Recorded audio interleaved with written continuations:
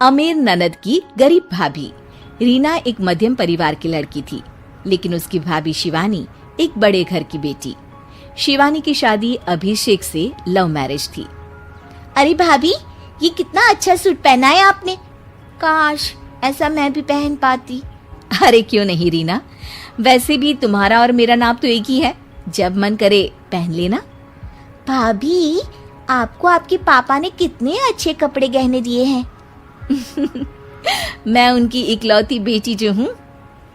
बेटी तो मैं भी इकलौती हूँ, लेकिन क्या करे, पापा है नहीं, पता नहीं कैसे होगी मेरी शादी।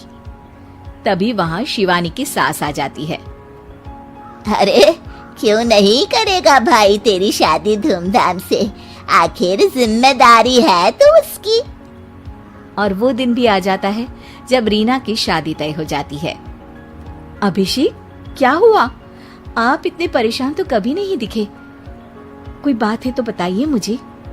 अरे शिवानी, वैसे तो शादी का सारा इंतजाम हो गया है, लेकिन गहनों का रेट तो आसमान छू रहा है। कैसे क्या करूं, कुछ समझ में ही नहीं आ रहा। थोड़ी देर में शिवानी अपने पूरे गहने अभिषेक के सामने रख देती है। ये लीजिए, गहनों का इंतजाम भी हो गया। अरे नहीं नहीं शिवानी, मैं ये गहने किसी हालत में भी नहीं ले सकता। ये तुम्हारे पिता ने तुम्हें दिया था, और तुम हो कि। तभी वहां सास आ जाती है। अरे तो क्या हुआ, इसकी तो हो गई ना शादी, अब किसे दिखाने हैं इसने गहने। सास गहनों का डिब्बा शिवानी के हाथ से लेकर वहां से चली जाती है। रीना की शादी धूमधाम से होती है और अब वो बड़े घर की बहू बन जाती है। वहीं रीना की शादी के बाद शिवानी और अभिषेक उसकी शादी के कर्जों से डूब जाते हैं। मैं सोच रही हूँ नौकरी करनी शुरू कर दूं, वैसे भी पढ़ी लिखी हूँ, आपकी थोड़ी मदद भी हो जाएगी। वैसे शिवानी, कुछ दिन कर लो तो अच्छा ही होगा, क्योंकि जरूरत भी है।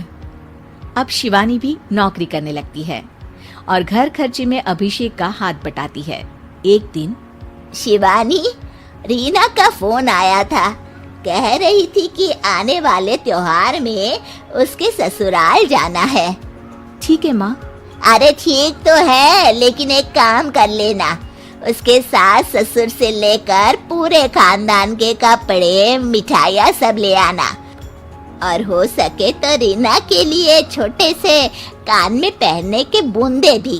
और क्या है ना, शादी में उसे सारी बड़ी बड़ी कान की ज्वेलरी दी थी, घर में पहनने के लिए तो उसके पास कुछ भी नहीं है।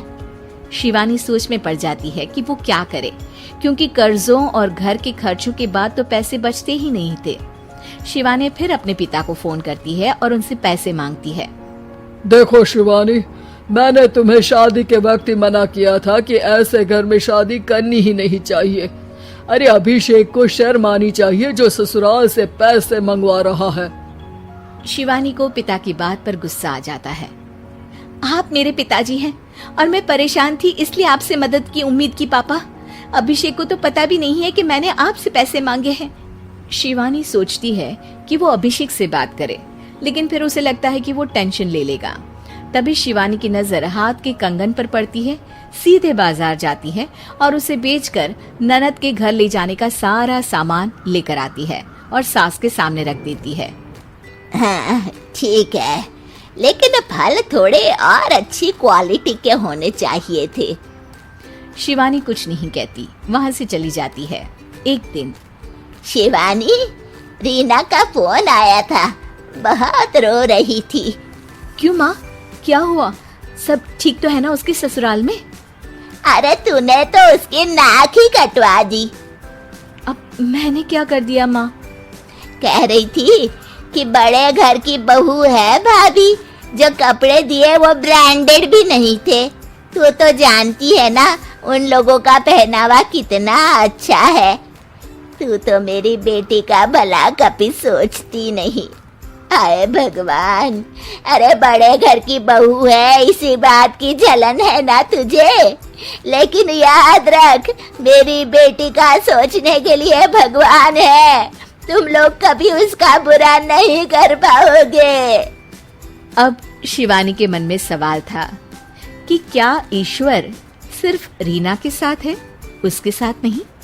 लेकिन उसे सुकून था कि वो अभिषेक के साथ उसकी जिम्मेदारियों को निभाने में बराबरी की हकदार है। शिवानी वहां से चली जाती है। वो सास से कुछ नहीं कहती, क्योंकि अमीर घर की बहू बनकर रीना को भले ही सुकून ना हो, लेकिन गरीब घर की बहू बनकर शिवानी खुश है। क्योंकि खुशी पैसों से नहीं, परिस्थितियों पर निर्भर करती है।